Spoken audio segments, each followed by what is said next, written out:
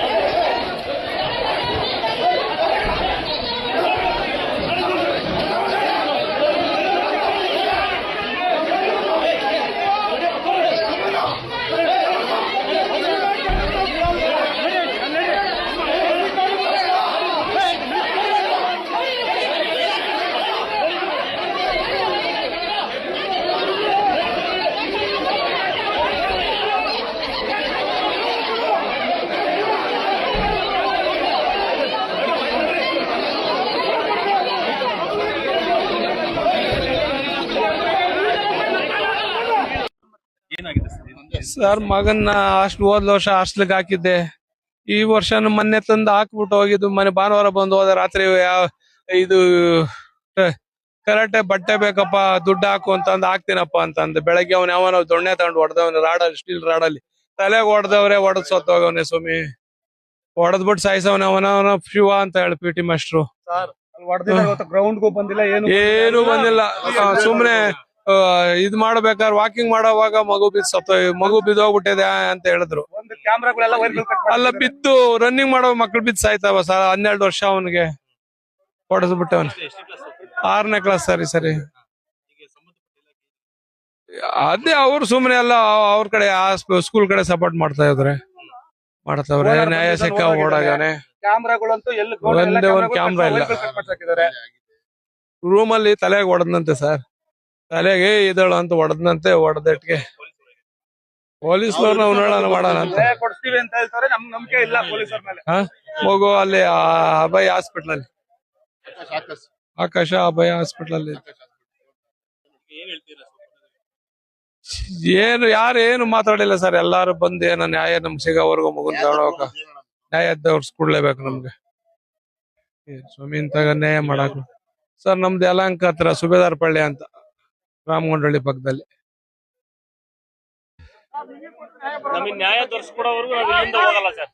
Sir ಅಂದ್ರೆ ಇಲ್ಲಿ management ನಿರ್ಲಕ್ಷ್ಯ ಆಗಿದ್ದ ಮುಂಚೆ ಇಲ್ಲಿ ನಾವು ತಾಯ್ತು ಏನ್ ಮಾಡ್ತೀವಿ, ನಮ್ಗೆ ಏನಾಗ ಕಷ್ಟನ ಸುಖನ ಒಂದ್ 2 ಲಕ್ಷ 3 ಲಕ್ಷ ಸೇರ್ಸಿರ್ತೀವಿ. ಇಲ್ಲಿಂದ ಸೌಕರ್ಯ ಸರಿ ಇಲ್ಲ, ಇಲ್ಲಿ ವಾತಾವರಣ ಸರಿ ಇಲ್ಲ, ಇಲ್ಲಿ ಆಗೋಗಳು ಸರಿ ಇಲ್ಲ. ಇಲ್ಲಿ ಯಾರೋ ಮ್ಯಾನೇಜ್ಮೆಂಟ್ ಕೊಟ್ಟಿದ್ದಾರೆ ಸರ್. ಮ್ಯಾನೇಜ್ಮೆಂಟ್ ಕೊಟ್ಟಿರೋ ಲೆಕ್ಚರ್ ಇದ್ದಾರೆ, ಟೀಚರ್ ಇದ್ದಾರೆ, ಆಯ್ಲ್ ಇದ್ದಾರೆ. ನಾವೆಲ್ಲ ಬೆಳಗ್ಗೆ ಬಂತು 6 ಫೋನ್ ಬಂತು. 6 ಫೋನ್ ಬಂದ ತಕ್ಷಣ ನಾವ್ ಬಂದು ನೋಡ್ದೋ, ಇಲ್ಲಿ ಸ್ಕೂಲ್ ಕರ್ಕೊಂಡು ಸೇರ್ಸಿದ್ದಾರೆ. ಕಾಲಲ್ಲಿ ಹೇಳಿದ್ರು. ನಾವ್ ಬಂದೆಲ್ಲ 8 ಗಂಟೆ ಬಸ್ ಸರಿ ಮಾಡ್ತಾ ಇದ್ವಿ. ಯಾವಾಗಿಂದ ಕ್ಯಾಮ್ರಾ ಓಪನ್ ಮಾಡ್ತಿಲ್ಲ, ತೋರಿಸ್ತಾ ಇಲ್ಲ. ಆ ಹುಡುಗ ಮಲಿಕಂಡ್ ರೂಮ್ ಅಲ್ಲಿ ಚೆಕ್ ಮಾಡಿ ಕ್ಯಾಮ್ರಾ ಎಲ್ಲ ಕಟ್ ಮಾಡಿದ್ದಾರೆ. ಗ್ರೌಂಡ್ ಅಲ್ಲಿ 17 ಜನ ಹೇಳ್ತಾರೆ, ಗ್ರೌಂಡ್ ಕಟ್ ಮಾಡಿದ್ದಾರೆ. ಆ ಒಳಗಡೆ ಕ್ಯಾಮ್ರಾ ತೋರಿಸ್ತಿದಾರಲ್ಲ, ಇದು 5 ರೌಂಡ್ ಹೊಡೆದವ್ರೆ. 5 ನೋಡಿ ಆ ಹುಡುಗ ಎಲ್ಲೂ ಬಿದ್ದಿಲ್ಲ, ಎದ್ದಿಲ್ಲ, ಏನು ಇಲ್ಲ. ಸುಮ್ಮನೆ ನೆನಪಾಗಿ ಹೇಳ್ತಿದ್ದಾರೆ.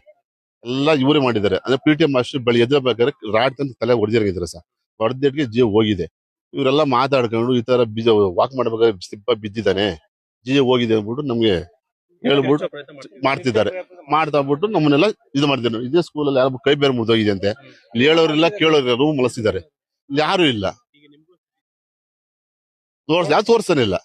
ಇದು ನಮಗೆ ಇವತ್ತಾಗಿದೆ, ನಾಳೆ 10 ಜನ ಆಗುತ್ತೆ, ಇಲ್ಲಿ 1000 ಜನ ಮಕ್ಳಿದ್ದಾರೆ, ಎಲ್ಲರೂ ಒಂದು ಒಳ್ಳೇದಾಗ್ಲಿ, ಫಸ್ಟ್ ಇದನ್ನ ಕ್ಲೋಸ್ ಮಾಡಿಸಿ, ಅದೇನು ಫಸ್ಟ್ ಕ್ಲಿಯರ್ ಮಾಡಿಸಿ ಸರ್, ಅಷ್ಟೇ ನಾವು ಕೇಳ್ತೇವೆ, ಇನ್ನೇನಿಲ್ಲ. ತಂದೆ ತಾಯಿ ಅವರು ಯಾವ ರೀತಿ? ಅವರು ನಮ್ಮ ಫ್ರೆಂಡೇನೆ, ಸುಬೇದ್ರಪಾಳ್ಯ, ರಘು ಅಂತ ತಂದೆ ತಾಯಿ ಹೆಸರು. ಹಾ, ಅವ್ರು ಇಲ್ಲೇ ಇದ್ದಾರೆ ನೋಡಿ, ಇವ್ರ ತಂದೆ ತಾಯಿ ಅದಕ್ಕೋಸ್ಕರ ಹಾಸ್ಪಿಟಲ್ ಇದ್ದಾರೆ, ಅದಕ್ಕೋಸ್ಕರ ನಾವೆಲ್ಲ ಬಂದು ಇದನ್ನೆಲ್ಲ ಫಸ್ಟ್ ನ್ಯಾಯ ಸಿಗ್ಬೋದು ಓಡಾಡ್ತಿದ್ದೀವಿ ಸರ್. ನ್ಯಾಯ ಬೇಕೇ ಬಿಟ್ಟು.